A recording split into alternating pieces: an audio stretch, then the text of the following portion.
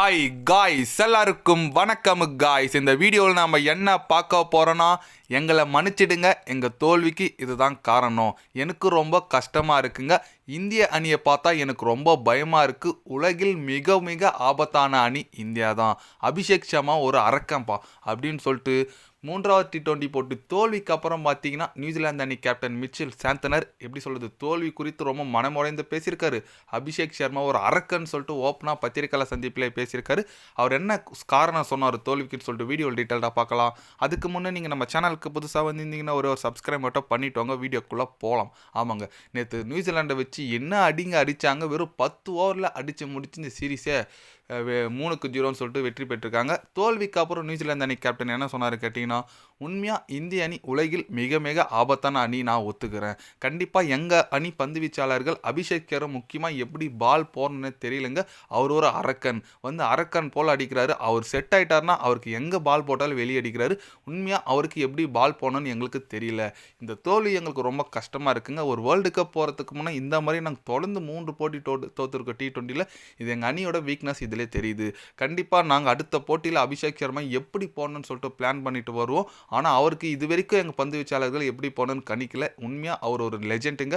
அவருக்கு ஒரு ஃபியூச்சர் நல்லா இருக்குது. அதே போல் இந்திய அணி இந்த T20 வேர்ல்டு கப்பில் ரொம்ப ஒரு பாக்கும் அணியாக இருப்பாங்க. அதில் எந்த விதமான சந்தேகமும் இல்லை அப்படின்னு சொல்லிட்டு நம்ம மிச்சல் சாந்தனர் பார்த்தீங்கன்னா ஒரு நியூசிலாந்து கேப்டன் இந்தியாவை இப்படி புகழ்ந்து பேசியிருக்காரு. அது அபிஷேக் சர்மாவை இப்படி சொல்லியிருக்காருங்க. கரெக்டுங்க, அவர் சொன்ன மாதிரி அபிஷேக் சர்மா என்ன அடிங்காச்சு. நேற்று 20 பந்துக்கு 68 ரன்னுங்க. எப்பா செம அடிக்கிறாருங்க அபிஷேக் சர்மா. கூட சூரியகுமார் யாதவ் அவர் ஈக்குவலாக ஆடிட்டு வந்துட்டு இருந்தார். நேற்று பார்த்தீங்கன்னா வெறும் 154 ரன்னு அசால்ட்டாக 10 ஓவரில் அடித்து முடிச்சுட்டாங்க. 2 பேருமே சேர்ந்து செம அடிங்க. நேற்று பாவம் நியூசிலாந்து அணி பார்த்தா பாவமாக இருக்குன்னு சொல்லிட்டு நிறைய முன்னாள் கிரிக்கெட் வீரர்கள்லாம் சொல்லிட்டு வந்துட்டு இருக்காங்க. ஏன்னா அந்த மாதிரி அடிங்க. அதுக்கு முன் மேட்ச் 15 ஓவரில் 200 ரன் சேஸ் பண்ணாங்க. அது முன் T20 இந்தியா வின் பண்ணாங்க. 3 போட்டி தொடர்ந்து வெற்றி பெற்று இந்த சீரீஸை சீல் பண்ணிட்டாங்கன்னே சொல்லலாம்.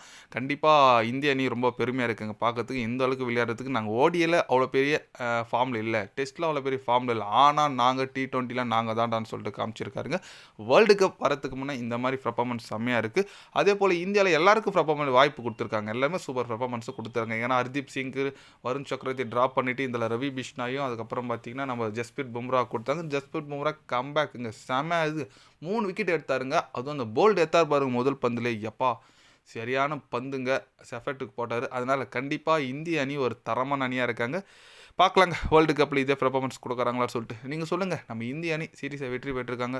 அது குறித்து உங்களோட கருத்து, உங்களோட ஆதரவு யாருக்கு என்னன்னு சொல்லிட்டு மறக்காமல் கமெண்டில் கொஞ்சம் சொல்லுங்கள். இது போன்ற ஸ்போர்ட்ஸ் நியூஸை தெரிஞ்சுக்கணுன்னா சேனலை சப்ஸ்கிரைப் லைக் ஒன்று பண்ணிக்கிங்க. கண்டிப்பாக day by day channel update வரும்.